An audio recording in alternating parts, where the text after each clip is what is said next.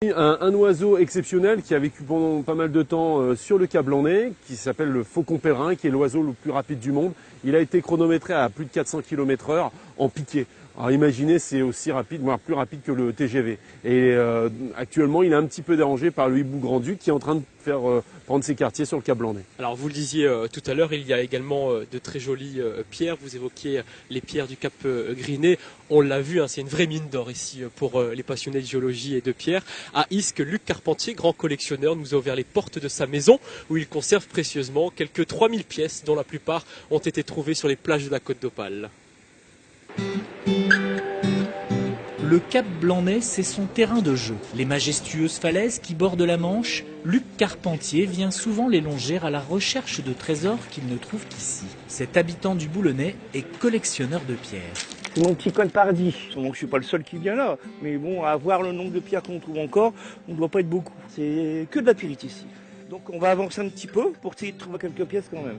On va bien repérer quelque chose. On en voit de la pyrite, il y en a partout, il y en a des petits morceaux. On voit là ici, il y en a là.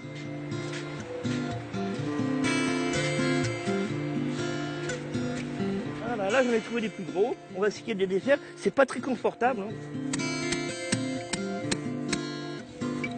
Et voilà, ici dans le petit creux, il y a une pyrite, il y en a une autre un peu plus usée ici par la mer, mais celle-là, elle est assez récente vu la brillance de la pierre. C'est un petit bijou. C'est une pyrite, mais qui est aussi perquise. On voit bien déjà les petites crêtes qu'on appelle crêtes de coq, ici. Donc c'est une belle petite pyrite, ça, à nettoyer. Ben, moi, je les garde plus, on est tellement que... Je cherche maintenant plutôt les grosses pièces. Quoique ça, c'est mignon. Moi, je suis très nature. J'aime bien l'astronomie, j'aime bien tout ce qui est minéralogie. C'est une passion comme une autre, mais bon, c'est vrai que déjà, c'est bon, c'est un endroit où je suis tout seul, c'est très calme. Puis trouver des petites choses qui se sont formées il y a des millions d'années comme ça, c'est super. C'est chez Luc, dans des vitrines, que trônent ses plus belles trouvailles locales. Des pyrites remarquables au milieu d'une belle collection de minéraux du monde entier. Celle qui fait sa fierté aujourd'hui, il l'a dénichée il y a quelques mois au Cap Blanc-Nez, une pièce qui lui a même valu les honneurs de la presse quotidienne régionale. La voilà. En fait, elle fait 3,2 kg. Ah, ça, c'est de la pyrite. Vous voyez, l'agglomérat. Cette taille-là, on n'en trouve pas souvent. Puis bon, de cette qualité-là non plus. En général, c'est rouillé. Que ça a tendance à rouiller, c'est quand même du fer.